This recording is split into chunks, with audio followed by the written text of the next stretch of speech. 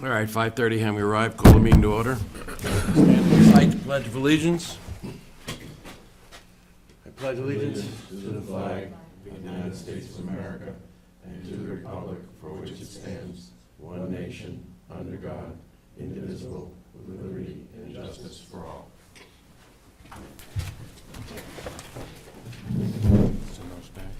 All right, first up are Denny Gregg and Cindy McHugh, so Rescue and Emergency Management Functional Needs Form.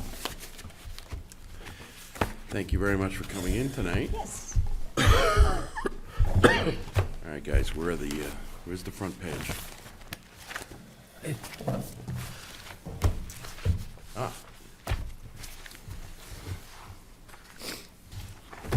Good evening. What we've provided to you is the special needs form for the Special Needs Registry. This is a joint effort of the Rescue Squad and the Emergency Management Team, who are responsible for assisting the residents of Deerfield during disasters and emergencies. We have recognized that for many reasons, people may need an extra hand during an emergency. If the town opens a shelter because of a prolonged power outage, some folks may need an extra hand getting to the shelter.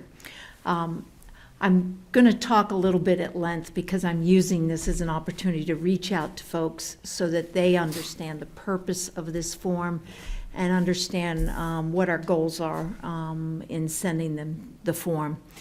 We created a list of persons needing extra help several years ago, and we are now updating this registry list. We've updated the form a little bit, and all Deerfield households will be receiving information and a blank form.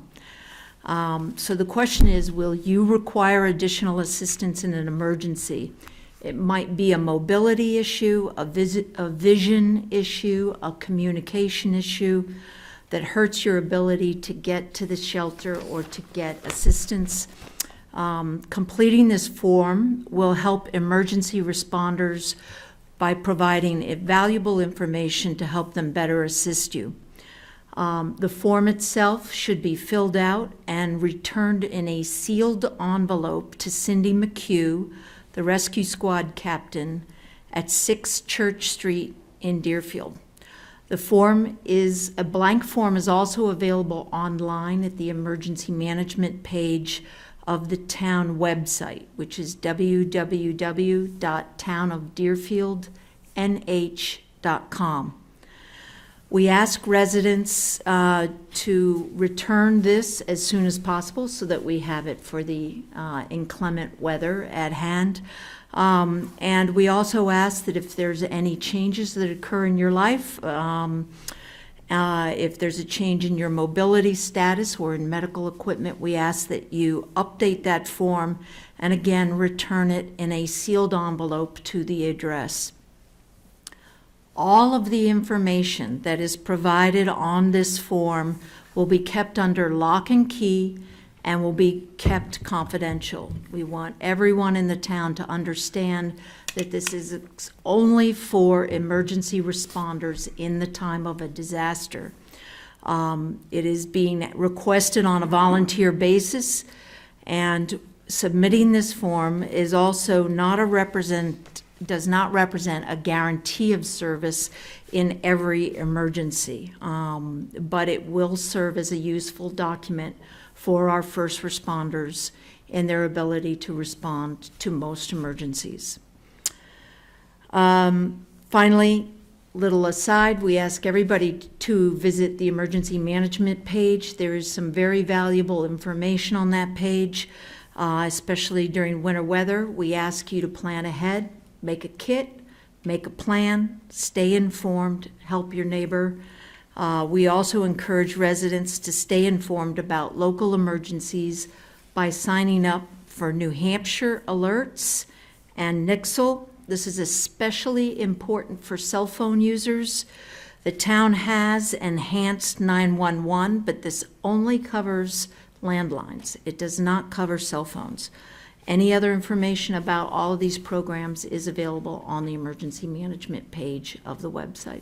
So, anything else? Any questions? Go ahead, sir. So, so if Cindy gets a call to, say, to go to my house, would this information be on a database so that you could call it up and then immediately see that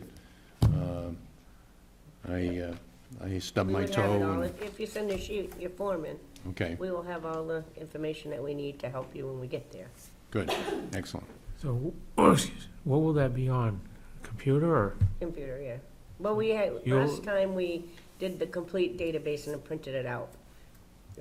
We didn't Then have you've as got many some- generators around and have that access last time, but we had it on hard copy and the computer.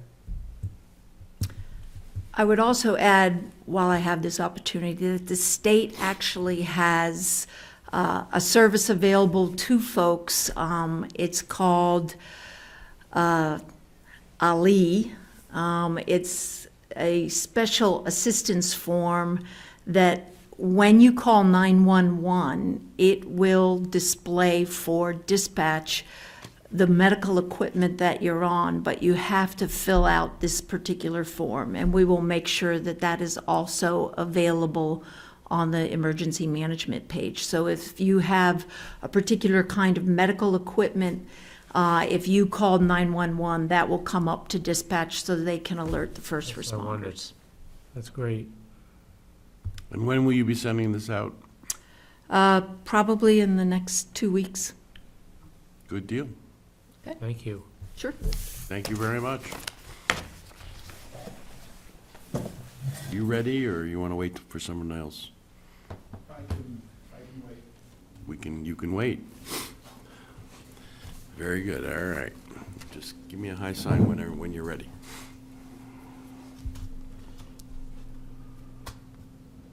All right. The next folks here. I know. All right, so the Deerfield Community School PTO Board? Thanks, Andrew. I didn't know if that was tied to it. I didn't either. I was, say. How can we Hello. help you? I'm Andrea Bolton. I'm here as a representative of the PTO, and I'm here to inform you guys of a fundraising event that we're planning for this summer to offset the cost of the 2 big field trips that the kids go on, the 6th and the 8th grade field trips, which we believe all kids should be able to go to regardless of cost. We would like to host a triathlon this summer, and our planning has begun. And we're going to use VC Park for the swim. We're having a bike map planned out, and we're going to use the 5K course that the school uses for the turkey trot too. And we just would like to know if there's anything we should make sure that we are getting done from you guys and Well- continue on with our planning. You have a date? Yes, sorry, Saturday, July 29th. And where does the course take The around town? The bike one we're having a little bit of hard time with because for this triathlon, we want it to be between 12 and 15 miles, but we're having a hard time. We want to keep people off 107 because the runners will be on there a little bit, and it's a very busy road. But taking the back roads through Deerfield, some are longer than you think, some are shorter than you think, and they all seem to hit a dirt road, so you can't really ask people on a bike with their expensive triathlon bikes and things like that. to Cut hit it a out. dirt. Cut it out. I know, so we're The still, balloon tires on yours or not? Ride my bike on every... Go ahead, I'm sorry, I didn't hear you. no, that's all right. And we were even thinking of kind of making it like a twist of on our triathlon, let them know it's kind of like an off-course one, just trying to spice up the town and make it, show off how pretty it is and everything. But, that might eliminate some people from wanting to do it if they had to take their cycling bikes on a dirt road. So we're still working on the bike course. Go ahead. Bring me up to speed. Is each event timed separately, or is it from the beginning to the end? Yes, it's each timed separately, and then I believe there's an overall in the end. The timing is not really my thing because I don't participate in those races. So you don't have to jump off your bike and jump in Pleasant Lake and swim. You can. Yeah, I think you do. But That's the- why I wondered yes. about timing. You want to be And You're showing, that should do that we're the swim hiring a first. timing company too. That's the majority of the cost that we are hoping to pay is, and yes, each race is timed, and I believe it's an overall win. Okay. Go ahead, Andy. Yeah, the typical progression for the triathlons I'm familiar with is you start with a swim, you go to the bike, and you finish with a run. And Right. even though they time them separately, it is overall. Nobody wastes any time jumping off their bike. And Right. So it sounds to me like you need to try and coordinate with the police department. We've already done that. We have we have informed VC Park Commission, now you guys, the police, the EMS, the timing company. We were thinking even getting the Deerfield Fair Association involved because it's a weekend event, maybe people being able to rent out their campsites and things like that. It's kind of make a weekend of it, have them visit our town. Go ahead, sir. just one quick question, and maybe VZ Park Commission has already addressed this, but with regard to the ropes at the swimming area, we have some fairly strong regulations about swimming outside the ropes, and that doesn't give you much of a swimming area. So I don't know if any thought has been given to if you're going to have them, cross the lake and back, or Not cross the lake. It's a very short swim. It's only 0.3 miles, and it's actually just going to go around the perimeter of. Oh, okay. And I believe the commission already said that they would offer lifeguards and some people on the boats. It's just a very quick swim, and then the bikes will be in the parking lot of VC Park for the bike change. No cars, because all the cars will park at the school, and we're going to bus participants to VC where they start. So we'll have people, security watching the bikes too. Nice. Awesome. Anything If we can else? be of any help, please let us know. All right, thank you very much. Thank you. So would you like to speak to us for something? Is there something we can help you with today, or are you just here visiting? I'm enjoying visiting, but I did send a couple of letters into the Board of Selectmen, and I just wanted to make sure that they were read. I did not receive a response to those letters from the supervisors. So I'm hoping that. Why don't you start at the microphone and state your case?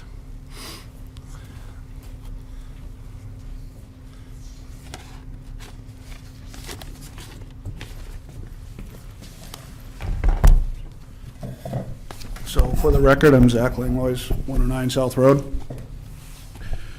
January 12th, I sent a letter into the Board of Selectmen regarding a meeting that occurred for the supervisors of the checklist. I was looking for postings for the Budget Committee when I noticed a posting for the supervisors was incorrectly made and the meeting had been ongoing. I did take a ride up to the supervisor's office at that time. They informed me that they were concluding their meeting and recessing to the following day. The RSAs in New Hampshire are fairly clear about meetings being open to the public, about them being properly posted, minutes being kept. So I did inform them that meeting appeared to be illegal. I was also told by one of the supervisors that due to HAVA laws, it did not apply. And then they also said that because it was a work session, the RSA didn't apply. I reviewed the RSA, and I also reviewed some information provided by the New Hampshire Municipal Association, and work sessions are included under the law. So I just want to make sure that the supervisor's office follows the RSA, properly posts the meetings, keeps accurate minutes, and any actions that we're taking on the 12th or the 13th should be voided, and they should have to redo that work, and if they're put in time cards for that time during an illegal meeting for work, that should also be voided. Makes sense to me. We did receive your emails and your letters. Is there anything we need to act on? Well, I imagine we need to contact the supervisors of the checklist and ask. Go ahead. Yeah, I think, as you're probably aware, Zach, the Board of Selectmen has no direct authority over the supervisors of the checklist, but the Board of Selectmen is very interested in all departments and all boards and commissions in the town following the guidelines for posting meetings. So I think at the very least, we should send a letter to the supervisors of the checklist, noting that concern has been expressed about this and that we need to act. And I don't know where else. I think sometimes when other bodies have been accused of not posting properly, that maybe the Secretary of State's office has been notified. I don't know that they have any. The New Hampshire Municipal Association makes it pretty clear that the penalties for holding meetings illegally result in a $250 to $2,000 fine. I don't intend to bring suit against the town because frivolous lawsuits are not prudent for anybody. But I would like acknowledgement from the supervisor's office that they held illegal meetings, and I most certainly want any actions taken during those meetings to be precluded from what was done, and I think they should redo the meetings in proper accordance with the laws. That's something you can do. All right, go ahead, sir. Yeah, how was the notice improper? So a legal notice requires a time, a date, and a place. And provided in the emails was a picture I took of the notice at the post office. It included a time and a place, I'm sorry, a date and a place. It did not include a time. It just said the supervisors would be meeting on January 12th. That notice I found at the post office at approximately 5 o'clock. At that point, I took a ride up here to see if any of the postings were different here, and quite possibly maybe there was just, an oversight. There was no posting here. The supervisors were currently having a meeting. I asked them what time the meeting was. I was informed that they were just finishing up and that they'd be continuing tomorrow. They had recessed for the day. Recessing an illegal meeting to resume an illegal meeting the following day does not make the next day's meeting proper. And the meeting for the 13th was, Actually, it does. Well, not if it wasn't posted initially. Wasn't posted initially, yeah. but- correct, but, so recessing a meeting isn't an issue, but recessing an illegal meeting to resume most certainly isn't. It's, open participation in these meetings is very important. The community needs to be able to participate or at least view the meetings. The actions of the supervisors are a very important role in the community. They do have the ability to exclude names from petition warrant articles, which is why I wanted to be present just to see what they were doing as they were reviewing the petitions. I haven't filed a right to know request yet with the supervisors. I will be, to get a listing of all the warrant articles that were petitioned in, as well as any names that were precluded from the articles. Again, they need to follow the laws the same way every other commission and board and organization in this town needs to. And I did provide the information from the New Hampshire Municipal Association to the board as well, so you guys can review that clearly states that they need to abide by it. And again, I still appreciate a response from the supervisors, but I haven't seen it yet. We will be in contact with the two supervisors of the checklist and see if we can get an answer. Thank you. Thank you, Zach, for bringing that to our attention. All right. All right, so we'll move to review of outstanding minutes for the 9th. Didn't we do the 9th last time? Should be kind of hard to, if so, okay, yeah. Yes? Yes. The right date? No, should have been the 17th. Did we meet last week? No, we didn't meet last meeting. So these would be the ones that we reviewed. We're looking for the 9th. Yeah. Okay. Motion to approve. Second? Yes, sir. Mr. Chairman, a couple of very minor corrections. Page 1, paragraph starting off with Ms. Hutchinson, about down to the middle of that paragraph, a line reading, "to learn from other towns," that should be plural, possessive experiences, rather than singular possessive. The next one is the next paragraph, second line, with the committee's recommendations, should be a comma after recommendations.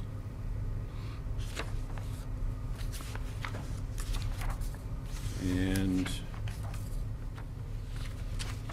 then on the last page, unfinished or other business, Selectman McGarry noted that he has not received Chief Tibbetts, should be possessive response.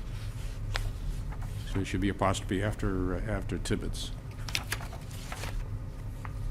My English teacher would be proud of me.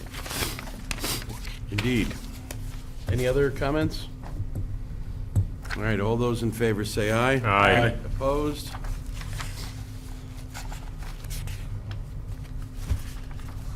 All right, I have an accounts payable manifest in the amount of $564,999.95, of which $500,000 is for the school.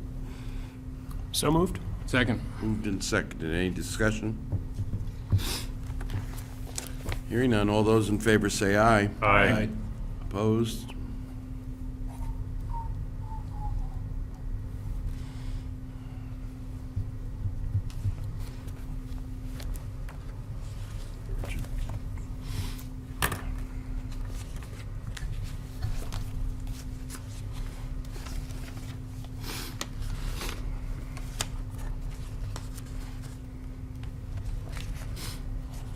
Must be a lot of sand bills. It's been recommended, I have here a notice of a computer adjustment. It's been recommended that we abate $792.88 for the 2013 tax lien on map 423, lot 20, located at 38 South Road, Deerfield, New Hampshire. That would be Amanda Gleisner. Motion to approve. Second? Moved and seconded. Discussion.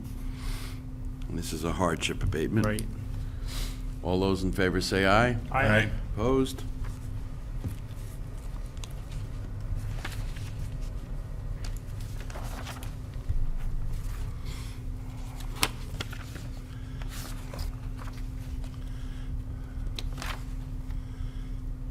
I have a request that we transfer $2,825 from the Municipal Government Buildings Expendable Trust Fund for the installation of two 40-gallon electric hot water heaters and replace a water tank in the George B. White. It's already been done, correct? Has this already been done? The actual transfer hasn't been. No, the No, tanks are in. the tanks are in and Motion to approve. Second? moved and seconded. Discussion? All those in favor say aye. Aye. Opposed? And I have request to a timber tax levy of $2,426.82 for Margaret M. Curry on map 408, lot 45. I would make a motion that we collect the money. Second. Moved and seconded. Any discussion? All those in favor say aye. Aye. Opposed?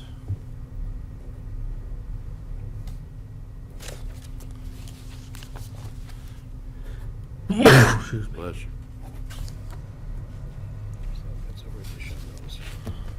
Allergic to something. I have a notice of intent to cut wood or timber. Sarah L. Sisho, 64 North Road.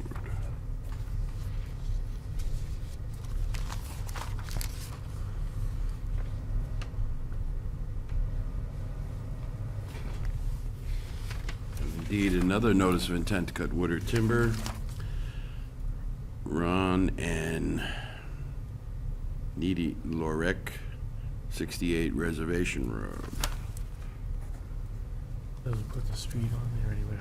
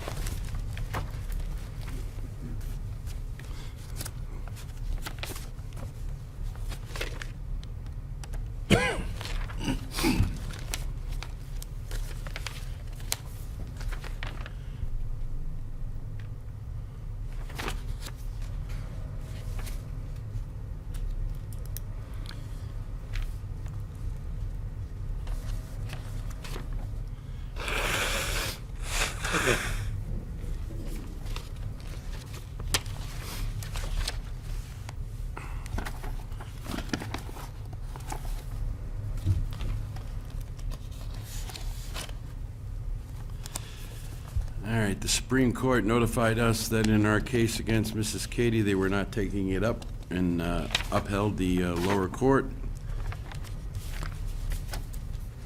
So we're in good shape for going into deliberative session. The court found that the moderator was correct in allowing the modification of those warrant articles. So everything's good to go Yes. on those from Yes, last sir. year? I had a couple of contacts, and I know we have, probably over the last couple of years, about whether we were interested in pursuing a vexatious litigant judgment. I'm not sure that we're at that stage yet personally, but I did tell the last person that spoke to me about it that I would bring it up at tonight's meeting. And that is, I believe it's RSA 507, that is a subsection of.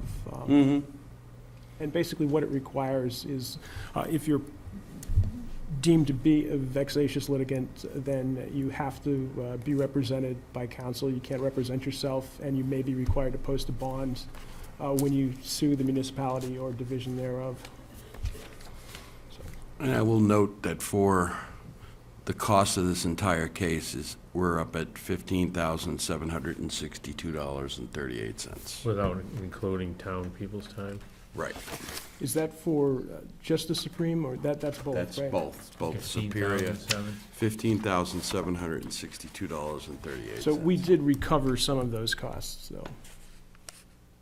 In the, How do you figure? no, No, we that did was a not. That was previous another case. case. That was another case. We didn't recover any of this.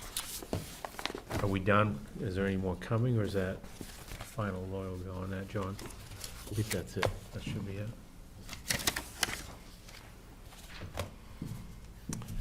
All right, move on to town administrator's report.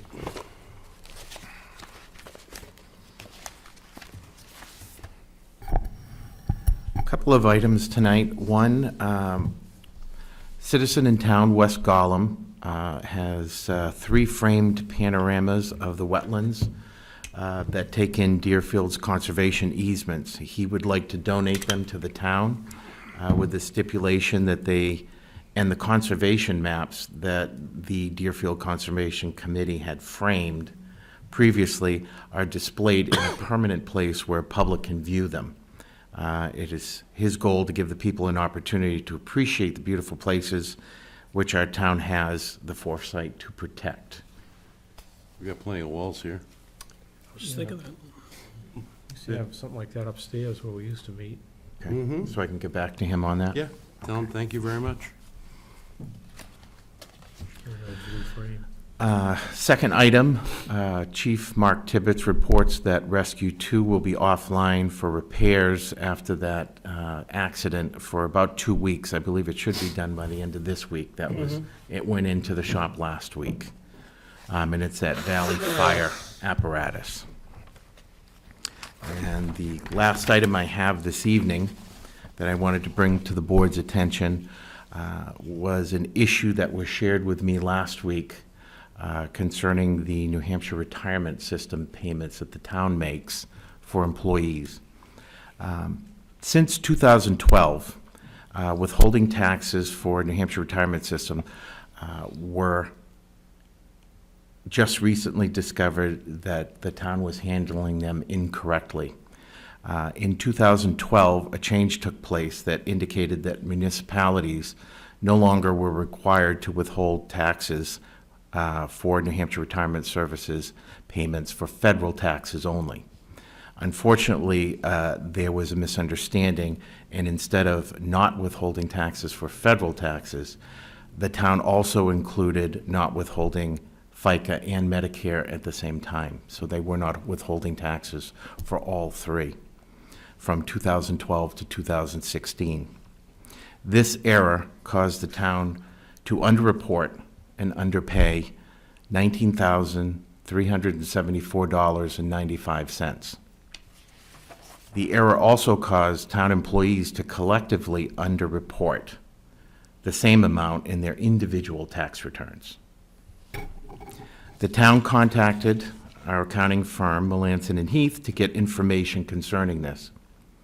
The firm indicated that in a similar incident, another municipality had done the same thing, that the IRS only required the municipality to file corrected returns back 3 years.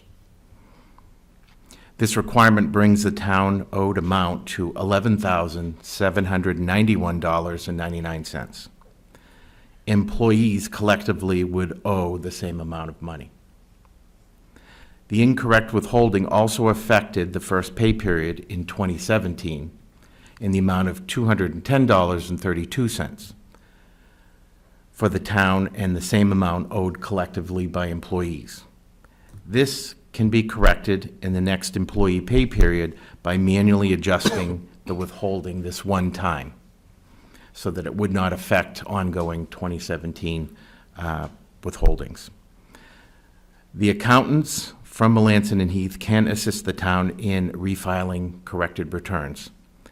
The estimated cost for their services would be anywhere from $5,000 to $7,000. They don't have a defined figure.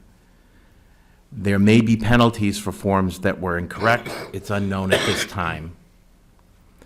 Total known cost to the town, not knowing potential penalties, therefore would be $19,002.31, using the higher figure for estimated accounting services. The total collective cost to employees, without knowing if any penalty fees would be applied, would be $12,002.31.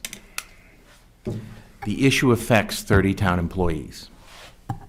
In order to assist the town employees with rectifying this situation, I'm suggesting that the town offer to pay tax preparation fees up to a maximum of $375 per affected employee. This figure was arrived at after consulting with our accountants and also getting an estimate of what a fee would be to handle filing corrected tax returns after calling H&R Block. This figure represents an estimate. Filing would be based on an individual's return, the total derived from a high figure of $125 per return per year. The total estimate for this would be $11,250. This brings the possible known estimated cost to the town to $30,041.99.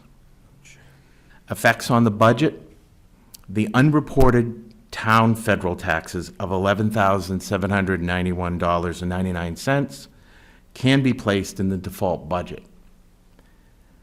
I recommend to the selectmen to amend the operating budget to cover the cost of underreported amount of withholding, the reimbursement cost to employees for refiling their taxes, as well as the cost to the town for accounting services to assist us in refiling our tax returns. With this, the total estimated cost would be, again, $30,041.99. This includes the $11,791.99 for the taxes themselves, $11,250 for my suggested covering of the fees for employees, and the high estimate of $7,000 for the tax refiling services from our accountants. As more information becomes available, I can get firmer figures, but I wanted to bring this to your attention now. So this means that the employees will have to come up with the money they owe. That is correct. So the obligated cost of $11,000, which is the taxes that the town would owe, we would include in the default budget, but. It can be included in the default budget. I've checked with DRA. Okay. So And my suggestion is to also put it in the operating budget through an amendment. The total for the employees, you said, was 12,002. Yes. I'm not sure how I guess I'm not sure of the accounting methodology, and I don't want to make the hit worse, but I'm also really uneasy about going back to 30 employees and saying that we cost you this amount of money through our error. And I kind of agree with that. We had talked about possibly offering to pay the employees' end of the taxes and leaving the tax return problem up to them. Right. Have you heard anything that would tell you that we shouldn't go that way? After discussing this issue with town council, this is the information I was recommended to pass on to the board. Could we inquire of town council if the other is at least a possibility? I can certainly go back to him, yes. In the meantime, go ahead, Sir Fred. So the 30,000, since you've used the maximum numbers, maximum estimated numbers, so the actual cost could end up being less than that, but Yeah. Could end 30,000. up being less than that. Again, the other unknown figure is any penalty fees that may be incurred Right. because of incorrect filing, and that is an unknown. But it also could be 42 with what Andy's saying, too. No. Yeah, if we pay the 12. Well, if we pay the 12, I would say that we wouldn't pay the filing costs. If I were to suggest, I would say that we would tell the employees that due to our error, we didn't take this out of you. And you may not, I guess there's at least one employee that close to $1,500. We would pay their end also as amending for our mistake, but tell them that their tax filing costs were on them. They may not need to hire somebody to do that. We would still need to hire Well, they- Melanson, but they wouldn't. They may not. They may not. I mean, filing an amended return and dealing with the thing is somewhat simple, but I don't know how. The options for both are there. I think the one thing we need to do for a fact right now is make a motion to amend the budget in the amount of $3,041.99. The operating budget, yeah. an estimate at this time is $30,041.99. I think we should move to increase the budget so that Andy could take that tomorrow night or Thursday night to the MVC. It's a hard and fast cost. I guess I would make a motion that we add $30,041.99 To to the our operating appropriate budget in the appropriate lines. Lines, Second. discussion. Go ahead. So we would be, we'd be giving each employee what the error was for each of the three years, so they would have that specific information. Not with the 30,041. That includes, No, I mean as far as providing them information. You'd be Yes. giving what they owe. yes. Because they have to refile for 3 years, right? Now, wait a minute. This number is based on the advice given to John by council that we pay the costs. Well, I'm just talking about information at this point. Right, but that's the reason to bring on Melanson and Heath, is being able to pass on the information to all the employees about Okay. what their responsibilities are and such. But I'm just looking at it, at the end product for each employee will be for 2013, you were underpaid, you underpaid the IRS X number of You owe the dollars. IRS X amount of money. Yeah. and I do 13, that, I 14. do have that information Okay. individually by employee. Okay, and we'd be providing that? Yes. Yeah, okay. So the motion on the floor is to add $30,040 $1.99. to the operating budget in the appropriate lines. All those in favor say aye. Aye. Opposed? Sorry about that, Andy. Was that, I know we're gonna get asked, was that previous town manager, bookkeeper? So it's It was a multiple person notes, so, issue. because of Supposedly that change. bad information. Okay. And I guess other town, at least one other town has run into the same situation.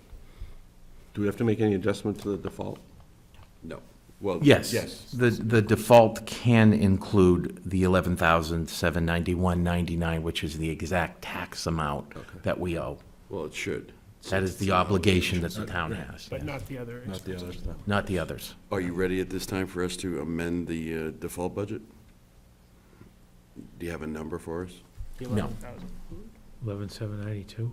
All right, so a motion to increase the default budget by 11,000.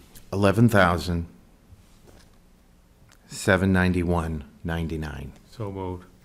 Second? Moved and seconded. Discussion? All those in favor say aye. Aye. Opposed? Do you have any other good news? That's it. Cool. Thanks for being thorough, Joe. Yeah, well, Thanks for being welcome. thorough. Indeed. All right, moving on to unfinished business, other or new. I'm going to start off.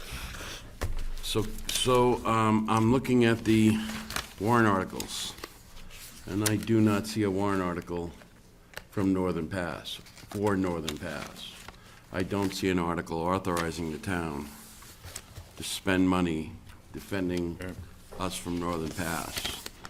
At the very first, I wish to stop Attorney Whitley immediately tomorrow and explain that we no longer can pay for him. Go ahead. One thing I will say, this is not in direct opposition to Northern Pass, and, I've mentioned this before, and I think that we may need to take a hard look at this.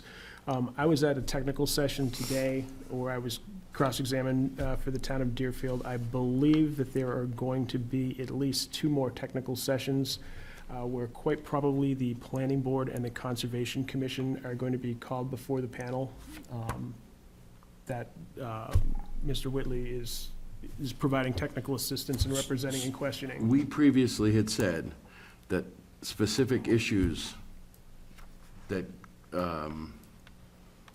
come across, that's the reason we brought Mr. Sansucci on, that anything regarding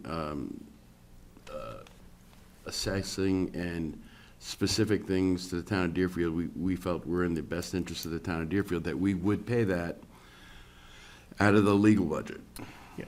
Okay. My concern is we've started the process, and there are going to be, I think, follow-up technical sessions, which was not, I don't know that that's understood by everybody, but Right. As of this afternoon, it was pretty clear to me that people are likely to be called back to sit for questioning. So the thing I wanted to bring up, I mean, when I'm talking about telling Attorney Whitley to stop, we had already said that we would take on certain costs for some of the work he was doing, and it sounds like this is what we've agreed to. But right now, we owe Attorney Whitley, the Mitchell Municipal Group, $648, and Mr. Sansucci, $12 short of $5,000. So why wasn't this, did nobody want this as a? I don't Slip through know. the cracks? I asked Andy the other day, we did say, you folks need to put in a petition warrant article I in thought it was order for coming. us to continue spending in 2017. And it's not there. No, it didn't show up. Too late? Yet the 10th was the cutoff date. So. Right. So a decision, we need to make a decision. It sounds to me like there are issues that we really should offer representation for in the, Yeah, in light of today's session, I think, if you've got a planning board representative or a conservation commission representative, I mean, this is, I went today, you sit at the table and face 6 attorneys who ask you questions about filed testimony, your town, evaluation. I think there is some real benefit to having him with people that are involved in the process now. all right, so we need to have a clear line of cutoff then. Yeah. We need to know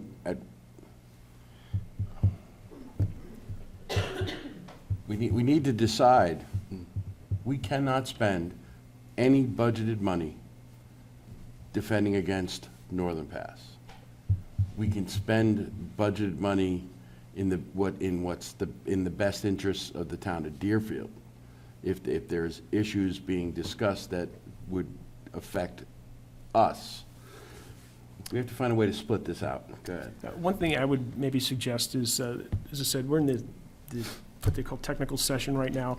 If we continue to the end of the technical session requirements, which I think there's a potential, there are 2 more for Deerfield. What's going to happen is that the questionnaires today made some more informational requests of me, which essentially Is went us. went to Steve. They had some tax valuation information they wanted, a couple of other things, and I know that Steve is preparing to come to John with that list of things that they want, tell him which ones he should provide and which ones he may not want to provide. And I think that that's something, we need legal counsel on. That's not necessarily something we or. All right, so based on what we owe right now, a quarter of the legal budget is gone. And it sounds to me like the 20,000 we have for legal budget is gonna disappear very quickly, especially with Mr. Sansucci. Right, which we need. Well, should we be running Mr. Sansucci under the legal budget? He's assessing.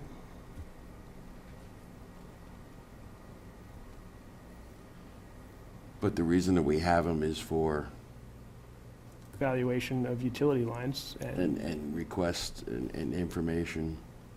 All right, so we could also run it out of the assessing budget, but we didn't budget for any of this. No. So is it prudent at this time, if we're gonna continue, because we only owe Mr. Whitley 648 now. Is there a previous bill, John? Not that I know of. I think what I would suggest is that we advise Mr. Whitley that we don't have a warrant article to continue funding in full fashion, and that we need to wind down the work he's doing on the technical session, and that we're not going to have funds to continue past that. Is there any money left in that, just the donation fund? Mission list. My understanding is it's gone. Yeah.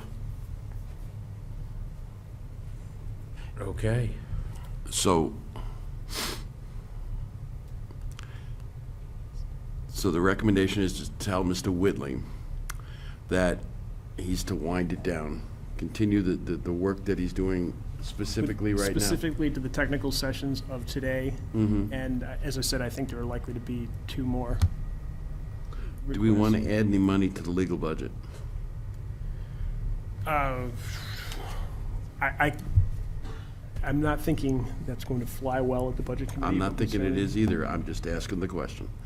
We are obviously going to be facing some legal costs. Sure. I would make a motion that we add an additional $10,000 To the legal. to the legal Legal fund. And I would position this as we need to put the town in the best possible place as we move forward in this procedure. Second. Yes, sir? So are we better off doing that or putting it in the assessing where we have to hear and see and Susie speak? That's where it ought to be. Or do we need to add it to both? Well, Go ahead. if I could, that might be a better solution. I didn't bring the figures with me tonight, but one of the reasons that Sansucci, talked to us specifically is because it looks like there's a need to revalue to pick up much of the value that we're missing, given the work that was done on the power lines, both from Cape Road to Durham and the existing work they did on the main line, so maybe that should go in assessing. We Okay. should put something in there. We already owe him 5,000. So you want to split it between assessing and legal? Yeah, that would work for me. Okay. And have the 10,000 amount. I know that Penny had mentioned a figure to have our assessor reevaluate, something along the lines of $1,500. I'm not sure if that's what you said, John. I don't remember. All right, we'll check that out if need be. All right, so it's Motion's moved. 5 and 5. The motion is a total of $10,000, $5,000 to be put in assessing, and $5,000 to be put in legal. Any discussion? All those in favor say aye. Aye. Opposed? And we will contact Attorney Whitley and explain, as you mentioned. I would expect that he's going to be contacting John in the next few days when he gets the finalized list of Okay. information requests. I just don't want to run it up. Other business, new business, unfinished for anyone? Yes, sir. I just want to thank John for getting the information I had requested with regard to the fire department. I'll end up reviewing this, and I know I have, just quickly reviewing, and I'll have at least a few comments back. Good. Anyone else? Yes, sir. Speaking of the fire department, we gonna sometime in the near future sit down and Yes. decide how we're gonna replace Mr. Tibbetts? Have you just scheduled, an idea of scheduling that conversation? I can. Sometime in February, we should start. I've already had a few people come up to me and say they'd be willing to work with us to decide how it should go down the road, but that's another discussion. Anyone else? All right, so we need to go into non-public under L.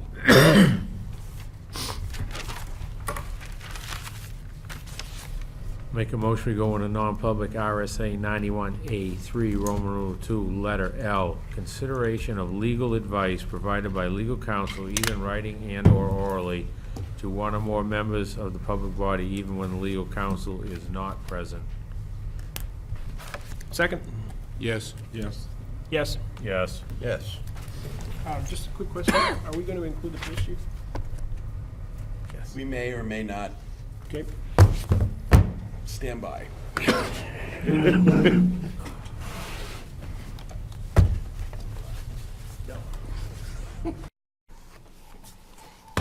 We all set? We're all set. No. No, for the record, that no action was taken in non-public session. Can I get a motion to seal the minutes? So moved. Second? Moved and seconded. Yes. Yes. Yes. Yes. Yes. All right, can I get the board's approval to sign personnel letters?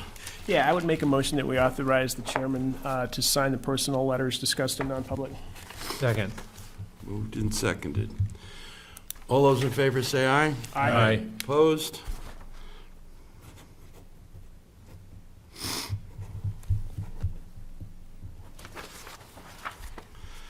Anybody like to make a motion? Non-public, citizens' comments, please. Oh, yeah, okay. I guess we'll do that, too. Citizens' comments. Ms. Kay, would you go to the microphone, please?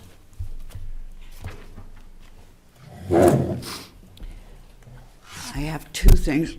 One is to ask if you know why Mellis and our auditors did not pick up on the fact that our books weren't done correctly. I mean, That's a question that we're looking to ask, yes. We're on it. good, because I don't think when we pay auditors, we shouldn't get that kind of expertise. Great question. Thank you. I apologize for the supervisor's non-posting of the time. I do the posting, the other two supervisors should not be blamed for me. I also would say that at the training session, we were told no posting was required when we work on work sessions. That is their training. So with that, I ask that the town please write a letter to HAVA stating that you've had a complaint by a citizen in Deerfield that we didn't have the time, and therefore they should, in their training, tell people to always post and post the time. It would help them. They'll be doing training right after the elections in March. The other thing is that, interestingly, because this building is so big, and something that just happened up there points out another thing, and that is people ask where you are. And if it's possible that we can have rooms numbered or west wing, right wing, whatever, so that we can tell when we post where we are, because people don't know. That posting was up for over a month on the website, in the post office, at the library, and nobody called and said there was no time on it, so what time would we be meeting? Tomorrow night, the supervisors will be meeting at 7 per state law that's on the calendars. But with Mr. Langlois' right-to-know request, I have to request that you return all petitions to us. The law does not require us to keep a list of names that we didn't approve, and we won't be able to do that without having those petitions back. The school and town petitions need to be returned to the supervisors if we are to comply with his right-to-know request. again, I take full responsibility for the posting. It was my fault. It was just a number of times I've typed up the postings, I didn't even notice it. The posting was up from early December, so I don't know why anybody didn't call. The other factor is that we meet and they're posted, and I've yet in 6 years never had anybody come to the meeting. Since we have gone to registrations with the town clerk and at the elections, we're just not getting a crowd of people anymore.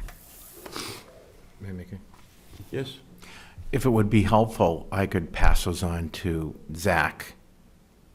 I have them all. Do you have our marks to show who we didn't approve? I haven't touched the originals, so if you have marks on them. I don't know that you're going to know, John. Okay. I'd be happy to give them to you. Because Diana does it one way. I think I can return them to you. when you're C available. means they're there for Gloria. Okay. I might just put a check mark, so I'm sorry, but Just thought I'd offer. it's something the law doesn't require us to do. We don't keep the list of names of who we discounted. Thank you. Thank you. Anyone else? Motion to adjourn. Second. All those in favor say aye. Aye. Thank you all for coming. Blessings on your evening.